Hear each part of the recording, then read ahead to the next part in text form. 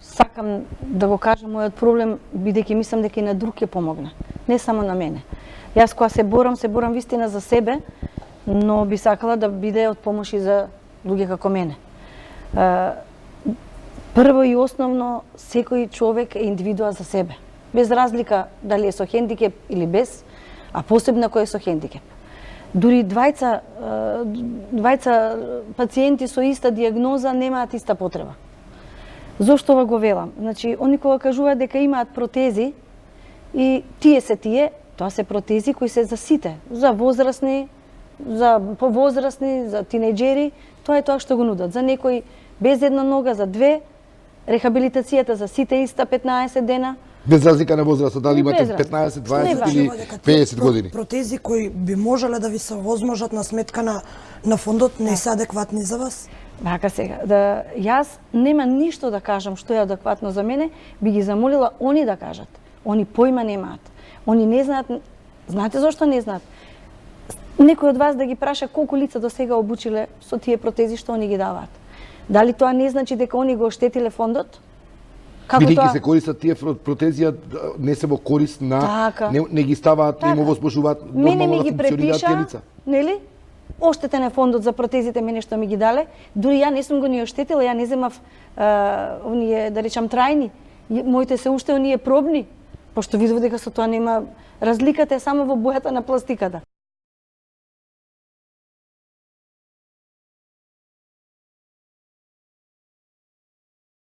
Многу е тешко да се каже колку чини нечии живот. Ајде да земеме пример, не сакам да се навреди некој пациент кој оди на диализа, еве да земеме некој што оди на диализа. Замислете, ја не знам колку чини диализа, но некој оди 4 пати во неделата, 20 години.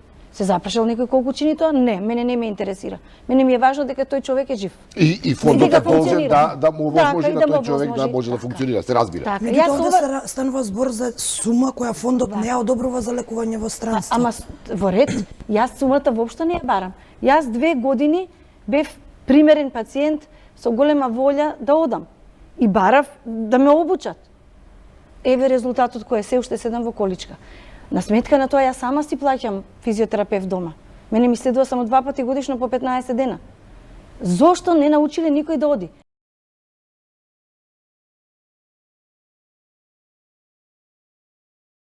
Не можам да се организирам, затоа што на 2 пати пробав да најдам некој како мене, во страната на мобилност, се јави некој дека, познавам еден, ама тој не може да оди затоа што има контрактура на колк. Проблемот кај мене, јас нема да умрам, ама јас повеќе нема да можам да одам. Јас не можам, знаете, даваат разноразни емисии на телевизија, тортијади, не знам, скијање, возење, не знам, се е тоа супер, одлично, јас се согласувам. Ама јас не можам торта лежеечки да правам. Лежам затоа што ако седам, ќе се направи контрактура. И па како тортава да ја направам? Значи ја не можам да функционирам.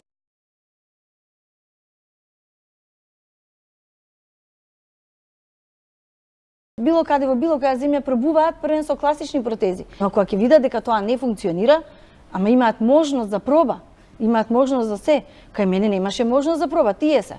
Ги сакаш или не ги сакаш? Пробај, оди на разбојов, држ се со рацете, треба физички да си јак, ама тама луѓето од 70 години не ги оставаат во количка, иако носеле протези, ги оспособуваат понатаму во животот. Комплицирана е работата во смисол, тоа е операција на протези, а после тоа следува рехабилитација. За да може тоа да стане во функција. Значи, не ми треба мене операција, сето тоа, со се рехабилитација, со се протези, рачунете се чини 120-119.000 евра. Збориме за 2 операции на едната нога, 2 на другата, 2 импланта и протези.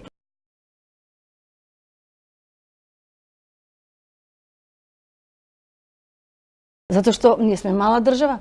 Јас 100 пати напишав сегде и на господинот Ден Дончев, каде све не пишував, дека во ред ја разбирам дека ние немаме искуство. Со се сложувам. Но кога е така, мене законот ми дозволува. Член 30 ми вели, дури и конзилијарното мислење убаво стои. дека ваква операции и вештини нема кај нас. Во конзилијарното стои дека препорачуваат лекување во странство заради немање на вештини, знаење, технички материјали и услови да се обави овој тип на оперативна интервенција, после која следи медицинска реабилитација која исто така не се спроведува во Република Македонија.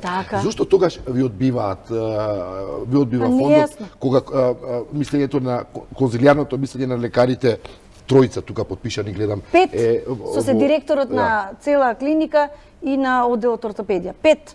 Тоа е врвот во Македонија. И сега ако они не знаат што пишуваат, како овие другите знаат? Ја не разбирам. Зошто како фондот ги негира лекарите и ова конзилијарно мислење? Па тоа е да се чудиш, тоа е чудна работа, просто да не ви се верува. Од една страна видов дека се они се секој ден во дослух, или се слушаат, бев присутна, а од друга страна, кога ќе ви дадат вакво конзилијарно мислење, некој таму се најде паметен да каже дека па ова е надвор од стандардите. Не можеме ние, кога се работи за живот, да ставиме оглав и да не гледаме лево-десно, него само право. Се работи за човечки живот и Фондот за здравство е озбилна институција. Они мораат да направат напори како луѓето да ги излечат, да ги пратат негде, а не како да не ги пратат.